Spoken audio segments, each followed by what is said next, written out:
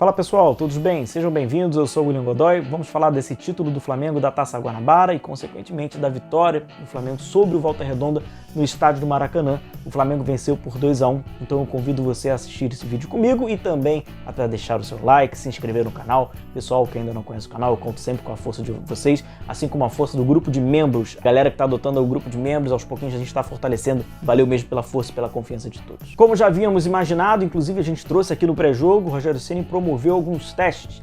Entre eles, experimentou Gabigol e Pedro. E aí, deu certo? Por que não deu certo? O que poderia melhorar? A gente vai, inclusive, falar um pouco sobre isso. Pelo lado esquerdo, trabalhou com o Michael, mais aberto pelo lado direito com o Vitinho. O Flamengo, na organização ofensiva, trabalhava no 4-2-4.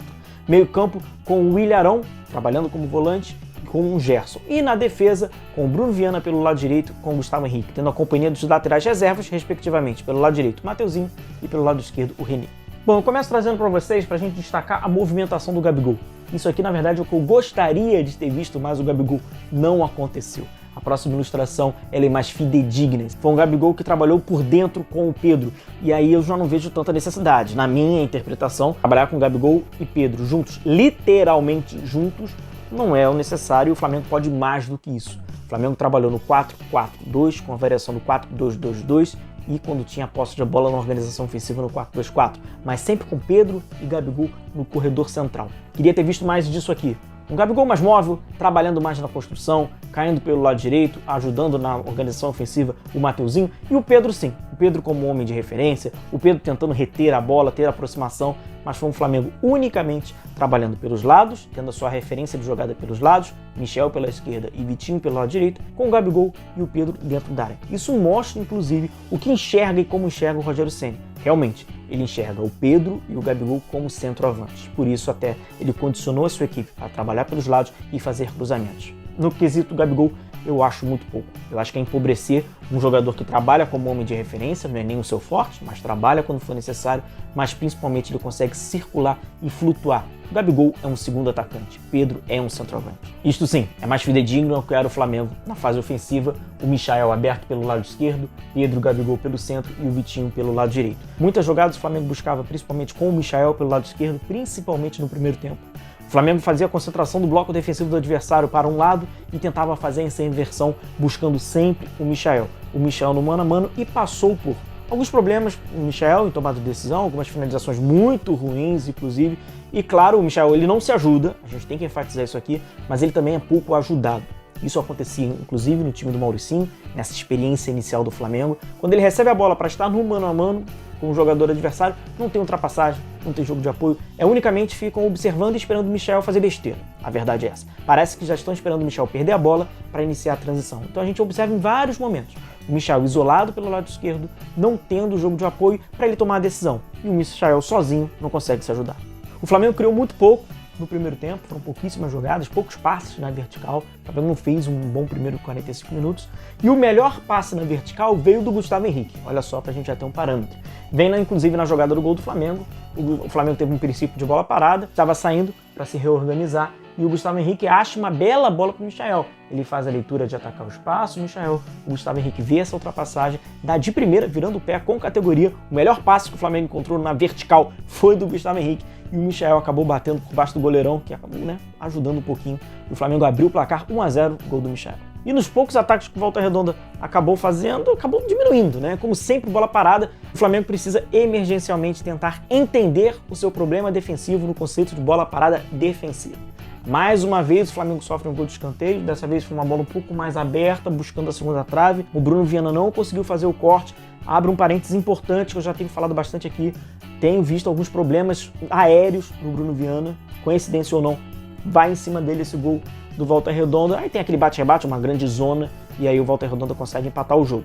Então é interessante a gente observar jogadores marcando a zona, principalmente tentando proteger a pequena área, e alguns jogadores marcando individualmente, para impedir o adversário a fazer um cabeceio livre. Vamos lembrar do jogo contra o Vasco. O Felipe Luiz fazia uma marcação, iniciava fazendo uma marcação individual no Léo Matos, para depois o Léo Matos cair na zona que estava sendo protegida pelo Bruno Viana. Bom, aqui eu trago para vocês um probleminha de descompactação.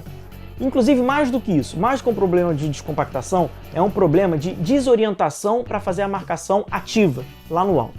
Isso aqui que eu vou trazer para vocês é um exemplo importante, mas eu vou fazer um vídeo para a gente entender sobre esse problema defensivo da descompactação que passa por essa desorientação, que é um Flamengo com poucos jogadores no campo de ataque, tentando fazer essa marcação-pressão, mas como são pouquíssimos jogadores, é lógico que é muito fácil para o adversário conseguir sair dessa pressão inicial. Então a gente está vendo aqui um desgaste desnecessário de energia do Pedro. É um Pedro completamente isolado, vai tentar correr, vai tentando diminuir os espaços. O Volta Redonda tem espaços para conseguir sair dessa pressão, porque as outras linhas, elas estão distantes. Então é lógico que não é o suficiente, não é o certo, apenas o homem da frente fazendo uma marcação sob pressão e as outras linhas estarem um pouco mais afastadas. As linhas devem acompanhar no período de bola coberta. Por isso que eu trago para vocês essa ilustração, fica bem claro. Olha lá, o Pedro é a continuação daquela ilustração, olha lá, ele fez a diminuição do espaço. Olha as linhas muito afastadas, né? A última linha, sobretudo a linha média, poderia dar um espaço mais para frente, colocar todos os jogadores de impedimento do Volta Redonda do Flamengo, diminuir o espaço de profundidade do adversário. Então tentar fazer essa... Então não adianta os atacantes, o Gabigol, o Bruno Henrique, Pedro, Arrascaeta, enfim, eles tentarem fazer uma marcação sob pressão, tentarem correr, diminuir o espaço, gastar energia se as outras linhas não estão acompanhando. As outras linhas devem acompanhar, aí sim o Flamengo estará mais compacto, aí sim essa execução de tentar fazer uma marcação mais ativa, ela vai funcionar. Bom, vamos passar pelo segundo gol do Flamengo. O primeiro foi do Michael e o segundo foi do Vitinho. O Flamengo inicia num período de transição muito rápida. O Pedro aciona o Mateuzinho nesse período de transição, de velocidade. O Vitinho tentou explorar o corredor central. O Mateuzinho prosseguiu, carregou a bola, é de característica do Mateuzinho. Aí sim ele toca para o Vitinho, que na zona 14, na meia-lua. Belíssimo chute de canhota do Vitinho, sem chance nenhuma.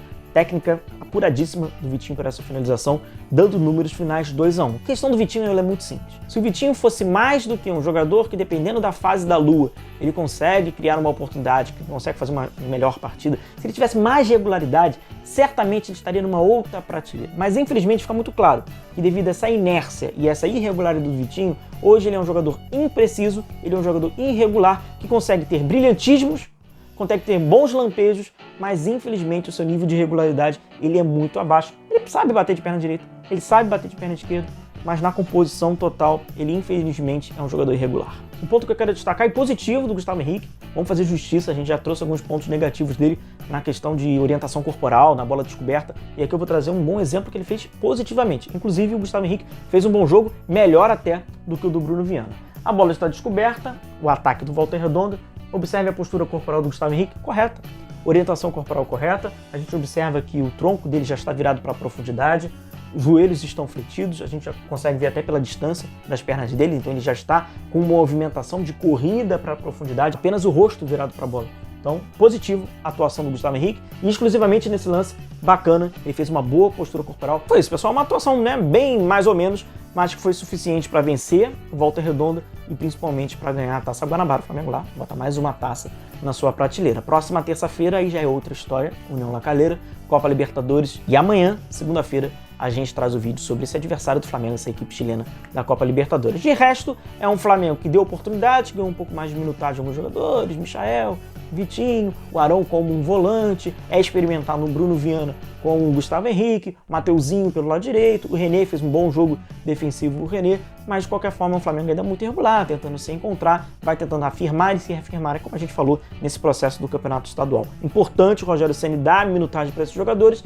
Pedro e Gabigol juntos, foi importante botar juntos, mas eu acho que o contexto não foi apropriado. Acaba sendo um teste que é possível abranger. Ver que o Gabigol não é unicamente um centroavante. Ele pode ser um centroavante, mas ele não é propriamente centroavante. Poderia trabalhar no 4-2-3-1, para ele trabalhar pelo lado direito. Enfim, há novas possibilidades. Matéria-prima tem para isso.